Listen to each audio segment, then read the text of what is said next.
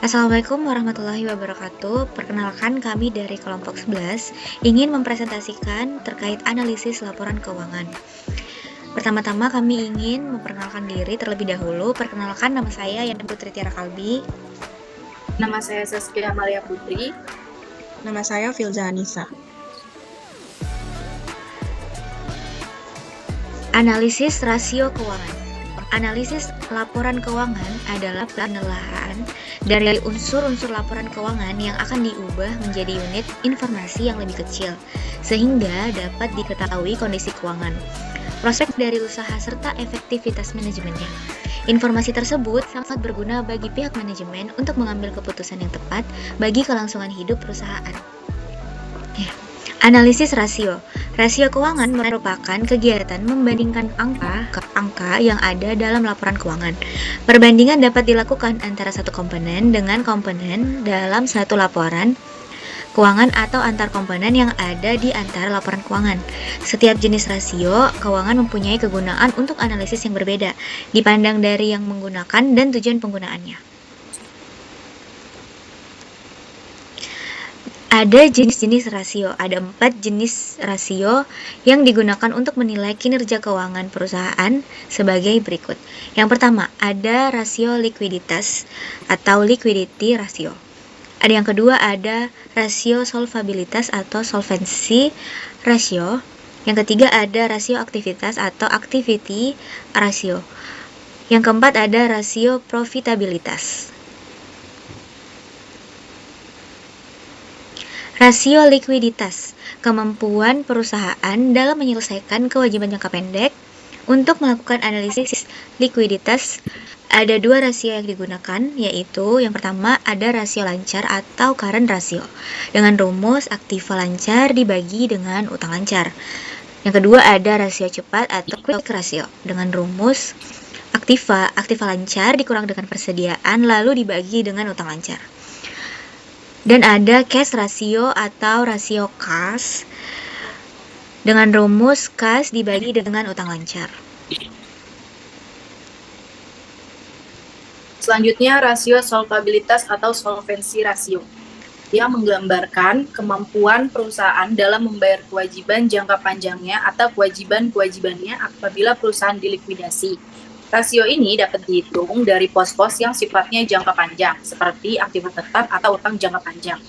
Terdapat 3 pengukuran pada rasio solvabilitas. Yang pertama, rasio utang atas modal atau debt to equity ratio dengan rumus total utang dibagi total aktiva. Selanjutnya, time interest earned ratio dengan rumus EBIT dibagi dengan beban bunga. Selanjutnya ada rasio utang atas kas atau debt to asset ratio dengan rumus total utang dibagi ekuitas. Selanjutnya, rasio aktivitas. Rasio aktivitas yaitu rasio untuk mengukur efektivitas operasi perusahaan dalam memanfaatkan sumber-sumber dana yang ada. Rasio aktivitas meliputi pertama, fixed asset turnover ratio dengan rumus penjualan dibagi total aktiva tetap. Selanjutnya ada total asset turnover ratio dengan rumus penjualan dibagi total aktiva. Yang ketiga ada day sales outstanding dengan rumus piutang dibagi penjualan tahunan dibagi 365 hari.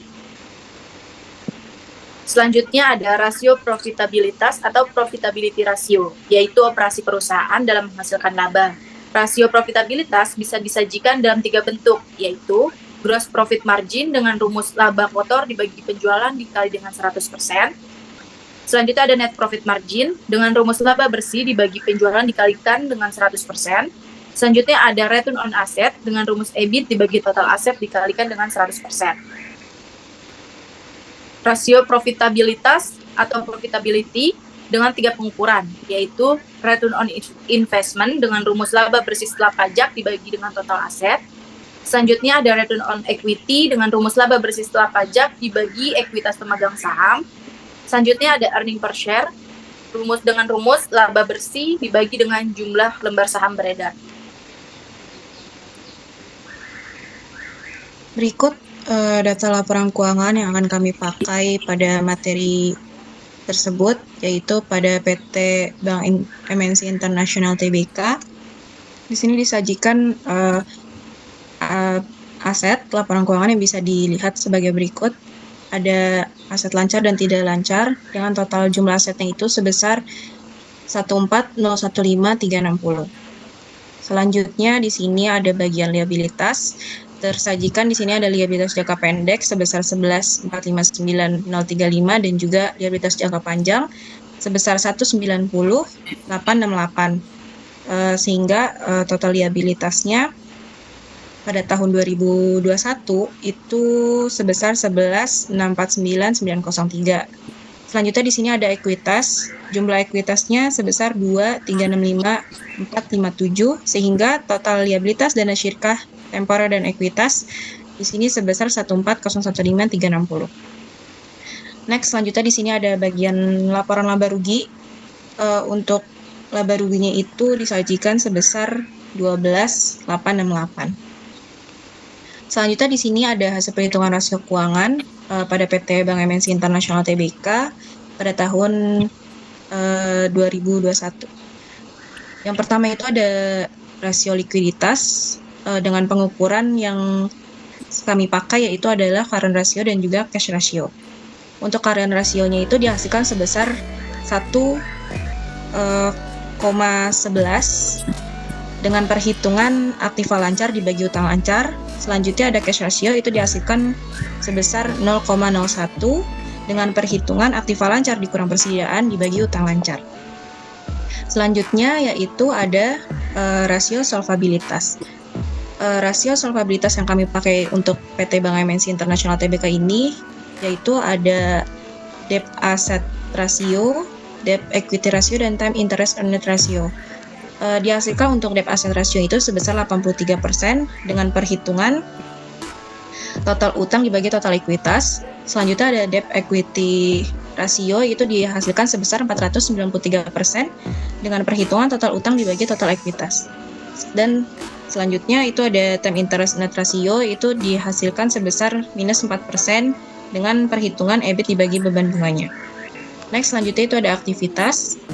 Aktivitas yang dipakai itu fixed asset turn ratio dan juga total asset turnover ratio.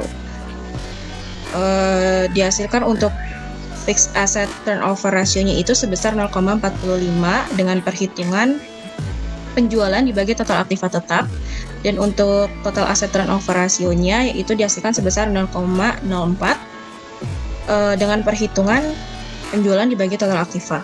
Selanjutnya yang terakhir itu ada rasio profitabilitas. Di rasio profitabilitas ini ada ROA, ROE, NPM, ROI, dan EPS. Untuk ROA-nya itu dihasilkan sebesar 0,16% dengan perhitungan EBIT dibagi total aset dikali 100%. Kemudian untuk ROE-nya itu dihasilkan sebesar 1% dengan perhitungan laba bersih setelah pajak dibagi ekuitas pemegang saham. Selanjutnya yaitu ada NPM.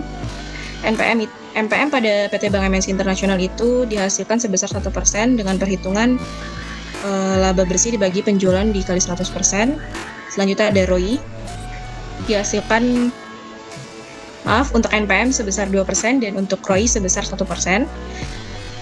Untuk perhitungan ROI-nya itu dihasilkan dengan perhitungan laba bersih setelah pajak dibagi total aset, dan yang terakhir itu ada data EPS-nya. Untuk perhitungan EPS itu sebesar 44% dengan perhitungan laba bersih dibagi jumlah saham beredar. Untuk data EPS-nya itu yang diedarkan oleh PT Bank MNC Internasional sebesar 29.412, 224, 720.